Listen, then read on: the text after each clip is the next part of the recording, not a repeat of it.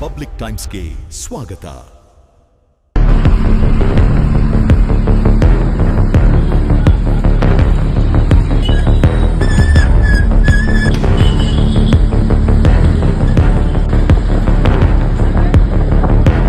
ಬಸ್ಗೆ ಜೋತು ಬಿದ್ದು ವಿದ್ಯಾರ್ಥಿಗಳ ಅಪಾಯಕಾರಿ ಪಯಣ.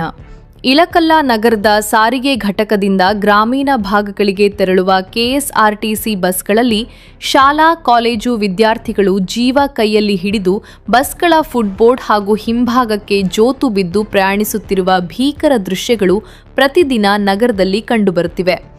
ಶಾಲಾ ಕಾಲೇಜು ಆರಂಭ ಹಾಗೂ ಬಿಡುವಿನ ಸಮಯದಲ್ಲಿ ಇಳಕಲ್ಲ ಬಸ್ ನಿಲ್ದಾಣದಿಂದ ಗ್ರಾಮೀಣ ಪ್ರದೇಶಗಳಿಗೆ ಅಗತ್ಯಕ್ಕೆ ತಕ್ಕಷ್ಟು ಬಸ್ಗಳ ಸೌಕರ್ಯವಿಲ್ಲದಿರುವುದೇ ಈ ಸಮಸ್ಯೆಗೆ ಪ್ರಮುಖ ಕಾರಣ.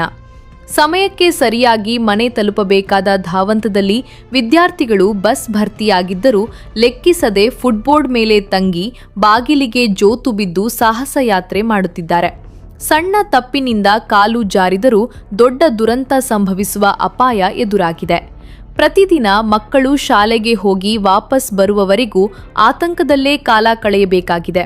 ಅಪಘಾತ ಸಂಭವಿಸುವ ಮುನ್ನವೇ ಸಾರಿಗೆ ಅಧಿಕಾರಿಗಳು ಎಚ್ಚೆತ್ತುಕೊಳ್ಳಬೇಕು ಎಂದು ಗ್ರಾಮೀಣ ಭಾಗದ ಪೋಷಕರು ತೀವ್ರ ಆಕ್ರೋಶ ವ್ಯಕ್ತಪಡಿಸಿದ್ದಾರೆ.